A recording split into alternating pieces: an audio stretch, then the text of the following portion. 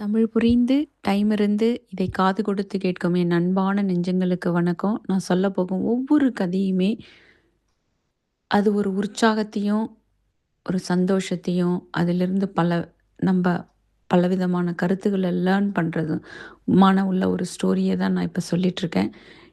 ஆ அந்த ஸ்டோரி மூலம் நமக்கு, நம்ம சமுதாயத்துக்கு ஏதாவது ஒரு உதவி கிடைக்குதுன்னா, அது வந்து அத சொன்னா பலருக்கு உதவுமே! அப்படின்ற ஒரு காரணத்துக்காகவும், இந்த மாரி ஸ்டோரிய உங்ககிட்ட நான் இப்ப ரீசென்ட்டா எல்லா ஸ்டோரியும் சொல்லிட்டுருக்கேன். இன்னைக்கும் அந்த மாரி கதைய தான் நான் உங்ககிட்ட சொல்லப் போறேன். ஆனா, அந்த கதைக்கு போறதுக்கு முன்னாடி, உங்கள எல்லாரையும் ஒரு சின்ன கேள்வியோடு ஆரம்பிக்கலான்னு இருக்கிறேன். கேள்வி என்னன்னு கேட்கிறீங்களா? நமக்கு ஒரு டிசிஷன் எடுக்க முடியல. தடுமாறுறோம்.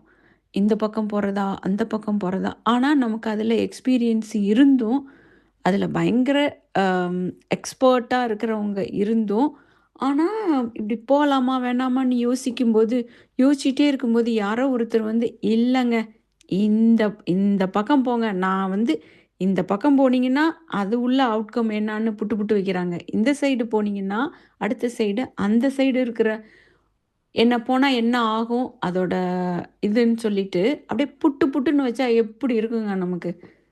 அப்படிதாங்க. உள்ள ஒரு கதைய தான் நான் உங்ககிட்ட சொல்லலான்னு இருக்கிறேன்.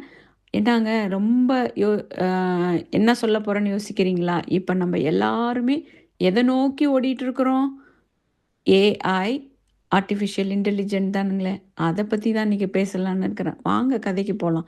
கதையில வந்து ரீசென்ட்டா என்னோட கொலீக் ஒருத்தவங்க என்கிட்ட சொன்னது வந்து என்னன்னா, அவங்களுக்கு 2022ல கேன்சர் பிரஸ்ட்டுன்னு அவங்களுக்கு கண்டுபிடிச்சிருக்கிறாங்க. கண்டுபிடிச்சு ஆக்சுவலா யூகேலாம் என்ன பண்ணுவாங்கன்னா, அபோவ் 50க்கு தான் மேமோகிராம் போவாங்க. ஆனா, இவங்களுக்கு ஏர்லியா வந்ததால அவங்களே அத கண்டுபிடிச்சு இது என்னன்னா, அவங்க இன்னொன்னையும் சொன்னாங்க. நான் இத பத்தி இன்னும் இதுக்கு முன்னாடி ஒரு வீடியோவிலயும் போட்டிருக்கேன். அவங்க வீட்ல வந்து டாக் இருந்துச்சு. அந்த டாக் வந்து அவங்க கிட்ட போயி அவங்க செஸ்ட் கிட்டயே எப்ப வேணாலும் போயிட்டுருக்குமாம். அப்ப அவங்களுக்கு ஆனா அது புரியல. அப்படியே விட்டுட்டாங்க. ஆனா, அப்புறம் 1 மாசம் கழிச்சு தான் இவுங்களாவே அந்த லம்ப் கண்டுபிடிச்சு, அப்புறம் சர்ஜரிக்கெல்லாம் போயிருக்கிறாங்க.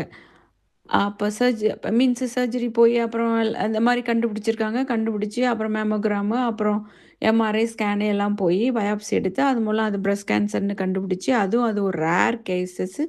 வந்துச்சுன்னா 2 போத் பிரஸ்ட்லயும் வருமா, அது வந்து ரேர். அந்த மாரி ஒரு அவங்களுக்கு வந்திருக்கு. அதனால அவங்களுக்கு சர்ஜரி 2 சைடுமே பண்ணியிருக்கிறாங்க. ஆ பண்ணிட்டாங்களாம். அப்புறம் கீமோ எடுத்து அவங்க ஓரளவுக்கு செட்டில் ஆயி கொஞ்சம் நல்லாயி, இப்ப சரி பேக் டூ வொர்க்குக்குலாம் போலான்னு சொல்லிட்டு ஆரம்பிச்சாங்களாம்.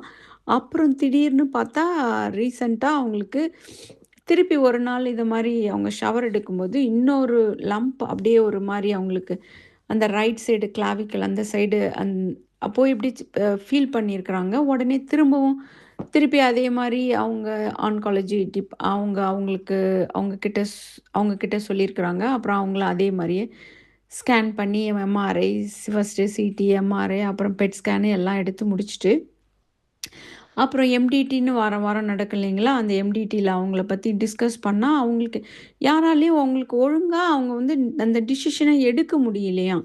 இத சர்ஜரி பண்ணலாமா? கீமோ எடுக்கலாமா? வயசு இவ்வளோ ஆகுது. அது ஃபர்ஸ்ட்டு ஒரு 3 இயர்ஸ்க்கு முன்னாடி இதே வந்திருக்கு. இனி அவங்களுக்கு எது உதவும்? அப்படின்னு எல்லாரும் ஃபர்ஸ்ட் வீக்கு போஸ்ட்போன் எடுத்திருக்காங்க. அவங்களால முடியல. 2வது வாரமும் அது மாரி எம்டிடில அவங்களால ஒழுங்கா டிசிஷன் எடுக்க முடியல. அப்பதான் ரேடியாலஜிஸ்ட் அவங்கலாம் யோசிச்சு, ஓகே ஏன் இந்த ஸ்கேன் எல்லாம் நம்ம கிட்ட தான் அந்த சாஃப்ட்வேர் இருக்குல்ல, அதில போட்டுட்டு நம்ம இன்னும் அதிலயும் கேட்டு பார்க்கலாமே அப்படின்னு சொல்லிட்டு, அவங்க இருக்கிற எல்லா ஸ்கேனையும் அடுத்த வாரம் வந்து இவங்களால ஏன்னா கன்க்ளூஷன் குடுக்கவே முடியல. அவங்களுக்கு இப்ப சர்ஜரியா, கீமோவான்னு சொல்லிட்டு. அதனால அப்புறம் உடனே சொல்லி இருக்குதுல்ல ஸ்கேன் எல்லாம் கையில இருக்கு. சாஃப்ட்வேர் ஏஐ தானே. அதனால போட்டு எல்லாம் பார்த்தா, நம்ப மாட்டீங்கங்க. அழகா அந்த ஏஐ வந்து புட்டு புட்டு வைக்குதாம். இத பண்ணுங்க.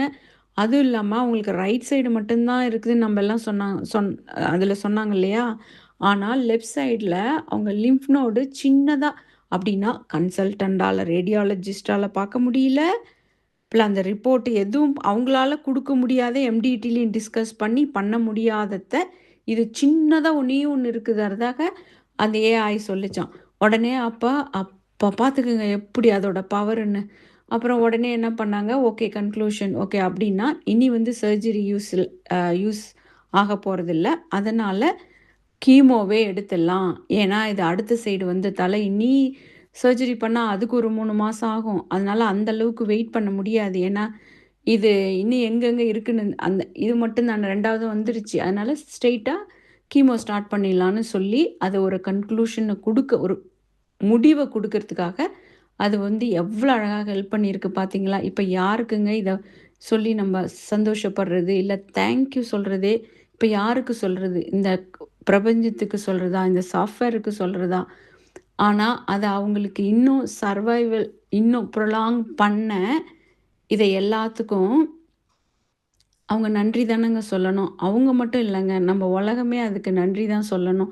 ஏன்னா, நல்ல விதமா நம்மள நடத்திட்டு போகுது இல்லைங்களா? எவ்வளோ ஃபாஸ்ட்டா மீன்ஸ் ஒரு உயிர காப்பாத்தி குடுக்குது இல்லைங்களா? அதுக்காக நம்ம நன்றி சொல்லணும். அதுவும் இல்லாம அவங்களுக்கு 2ம் டீனேஜ் கிட்ஸு, அவங்க ஃபேமிலி இது மாரிலாம் இருக்கும்போது, அவங்களுக்கு ஒரு வழிகாட்டி அந்த நேரத்தில ஓகே. இது இருந்ததால தான் நான் இப்ப கொஞ்சம் சீக்கிரம் எனக்கு அந்த கண்டுபிடிச்சதால தான் இப்ப நான் கொஞ்சம் இன்னும் நல்லா இருக்கிறேன். அப்படின்னு அவங்க வாயிலிருந்து சொல்லும்போது, எனக்கு வந்து அவ்ளோ அத கேட்டும்போது அப்படியே எனக்கு அவ்ளோ ஒரு சந்தோஷமா இருந்தது. கடவுளுக்கு அப்படியே நன்றி சொல்லிக்கிட்டு, அத சரி நம்ம மட்டும் சந்தோஷத்துல போயிடக்கூடாது. இந்த உலகத்துக்குள்ள இத கேட்கிற எல்லாருக்கும் ஒரு சந்தோஷம் குடுக்கணும். அப்படின்றதுக்காக தான் இத நான் இப்போ உங்ககிட்ட சொன்னேன். அதிலிருந்து நமக்கு ஏதாவது இத மாரி கன்க்ளூஷன் கிடைக்கலன்னா, நம்ப இதுவும் ஒரு ஆப்ஷன் ஏஐ நமக்கு குடுக்குன்றத உங்க எல்லாருக்கும் யோசிக்கலாமா? அந்த ஆங்கிள்லயும் நம்ம யோசிக்கலாம் என்று என்று சொல்லி நன்றி கூறி விடைபெறுவது மடத்தார் வீட்டின் இதயம் தொட்ட கதைகள். நன்றி, வணக்கம்.